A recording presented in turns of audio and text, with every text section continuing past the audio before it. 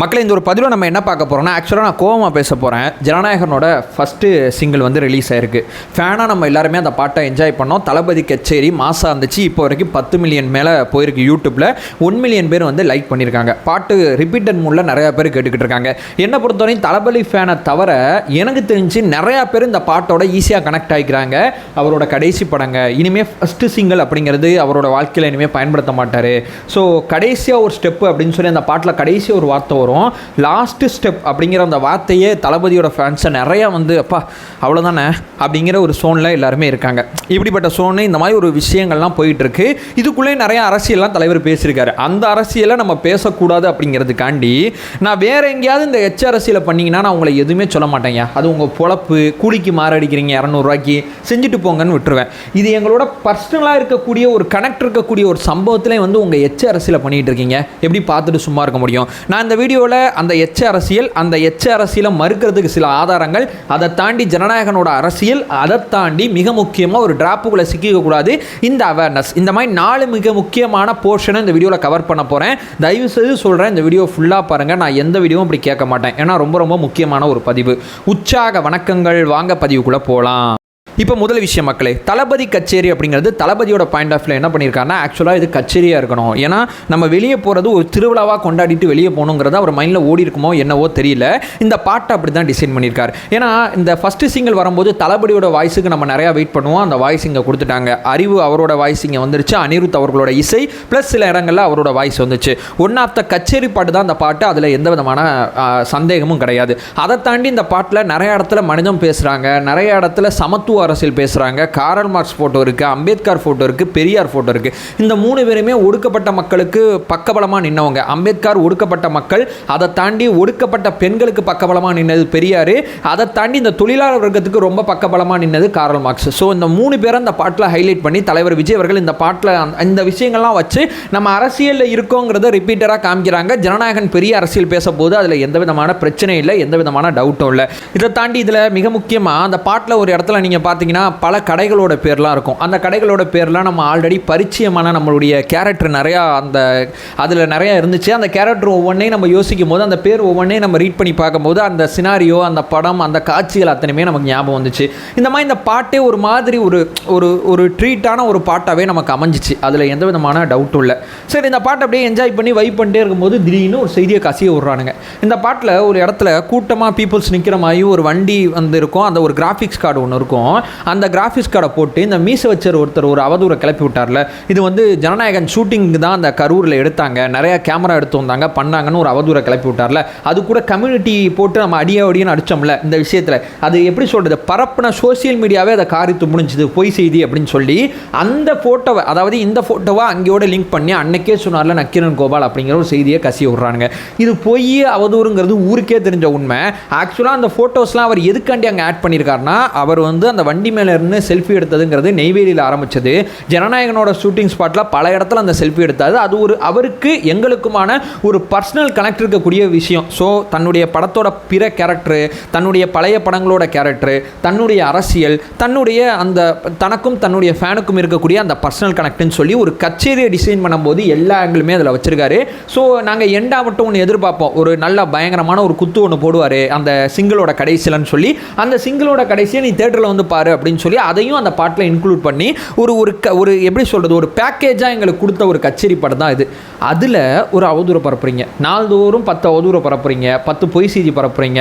தளபதி அதை பண்ணிட்டாரு, தளபதி இவரோட இருக்காரு, தளபதி சரக்கடிப்பார், தளபதி அதை பண்ணுவார், தளபதி இதை பண்ணுவார்னு சொல்லி 10 அவதூறை நாள்தோறும் பரப்புறீங்க.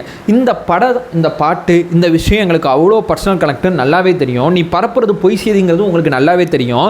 அப்படி இருந்தும் ஏன் அந்த பொய் செய்தியை பரப்புறீங்க? அப்படி என்ன தப்பு பண்ணிட்டோம்? ஒரு அரசியல் கட்சி ஆரம்பித்து அரசியல் களத்தில் பயணிக்கிறோம். இவர் எங்களுக்கு சினிமாவில் பிடிக்கும், அதே மாதிரி அரசியல்லையும் அவர் பயணிக்கிற பாதை எங்களுக்கு பிடிச்சிருக்கு. அதனால் அவர் கூட பயணிச்சுக்கிட்டு இருக்கோம். எங்களை நீங்கள் தற்கூரின்னு சொல்கிறீங்க, முட்டாப்பைய கூட்டம்னு சொல்கிறீங்க, எங்கள் தலைவரை ரொம்ப தப்பாக பேசுகிறீங்க. இந்த படம், இந்த பாட்டு எங்களுக்கு எவ்வளோ பர்சனல் கனெக்டாக இருக்கும். அதுக்குள்ளே வந்து நீங்கள் அவதூறு பரப்பும்போது தடவை உங்கள் மேலே எனக்கு கோபம் ரொம்ப பயங்கரமாக வந்துச்சு. அரசியல்னால் 10 பேர் விமர்சிப்பாங்க, 10 பேர் பேசுவாங்க அப்படிங்கிறத தாண்டி இவ்வளவு கேவலமாக இருக்குங்கிறத நான் தடவை ஃபீல் பண்ண ஆரம்பித்தேன். என்ன மாதிரி எத்தனை பேர் ஃபீல் பண்ணீங்கிறது எனக்கு தெரியல. ஸோ ஒரு படம் இது இந்த திமுக அந்த பரப்புறாங்கல்ல அந்த போலி குரூப், இந்த போலி குரூப் பேசுகிற அந்த சமத்துவ அரசியல்ங்கிற போலி தான் அவங்க பேசிக்கிட்டு இருக்காங்க. ஆனால் உண்மையாக அவங்க சமத்துவ அரசியல் பண்ணலை. இந்த பாட்டில் எதுவும் கொள்கை ரீதியான முரண்பாடு எதுவும் இருக்குன்னா அதை நீங்கள் சுட்டி காட்டிங்கன்னா, அந்த வரி தப்பு இந்த வார்த்தை தப்புன்னு நீங்கள் சுட்டி காட்டிங்கன்னா ஏற்றுக்கலாம். அதில் ஜனநாயகனோட அந்த ஷூட்டிங் விஷயத்தெல்லாம் எடுத்து காமிக்கிறீங்க. இன்னொன்று ஒரு டேட்டாவும் இந்த வீடியோவில் நான் சேர்த்து சொல்கிறேன். ஜனநாயகன் சம்மந்தப்பட்ட விஷயம் கரூர் விஷயத்தில் நடந்தால் சொல்கிறீங்களா, ஃபுட்டேஜை கொடுன்னு கேட்குறீங்களா? உங்கள்கிட்ட ஏன் கொடுக்கணும்? சிபிஐட்ட ஆல்ரெடி ஃபுட்டேஜ் கொடுத்தாச்சு, வேணா இந்த நியூஸை பார்த்து தெரிஞ்சுங்க. சிபிஐட்டையும் கொடுத்தாச்சு. சிபிஐக்கு முன்னாடி இந்த கேஸை விசாரித்த எஸ்ஐடிட்டையும் எங்கள் வண்டியில் இந்த ஃபுட்டேஜை நாங்கள் ஆல்ரெடி கொடுத்துட்டோம். ஏன்னா எங்கள் வழியில் எங்கள் மடியில் கனமே இல்லை, அதனால் வழியில் எங்களுக்கு பயமே இல்லை. இதெல்லாம் நாங்கள் ஆல்ரெடி பண்ணிட்டோம். ஃபுட்டேஜை எதுக்கு நக்கீரன் கோபால்கிட்ட நாங்கள் போய் கொடுக்கணும்? அவருக்கு நான் நிறைய அந்த சேனலில் ஏகப்பட்ட வீடியோ 300க்கும் மேற்பட்ட வீடியோ அந்த வருஷம் மட்டும் போட்டிருப்பேன். நக்கீரன் கோபாலுக்கு மட்டும் ஒரு வீடியோ நான் போட்டது கிடையாது. ஏன் சொல்கிறேன் தெரியுமா?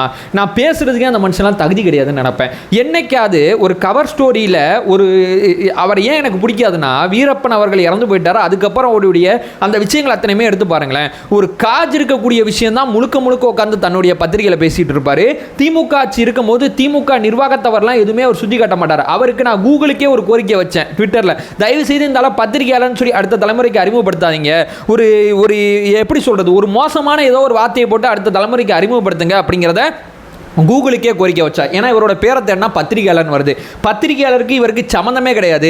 இவர் பெண் உரிமை பேசி வீடியோ போடுவார். இந்த பக்கம் பெண்களை மிக தரைக்குறைவாக கொச்சையாக கிரியேட் பண்ணி அவருடைய அந்த அட்டை பக்கத்தில் வைப்பார். ஸோ பேச்சுக்கும் செயலுக்கும் முற்றிலும் வேறுபட்ட ஒரு மனுஷன் திமுகவில் எப்படி சொல்கிறது, திமுகவால் வளர்க்கப்பட்ட மிக முக்கியமான ஒரு மனிதன் சொல்லாமாங்கிறது எனக்கு தெரியல. அந்த மனிதனுங்கிற வார்த்தைக்கு பதிலாக வேறு ஏதாவது ஒரு வார்த்தை போட்டுங்க, ஒரு டேஷ் கொடுத்துட்றேன், அந்த டேஷ் வார்த்தையை அங்கே போட்டுங்க.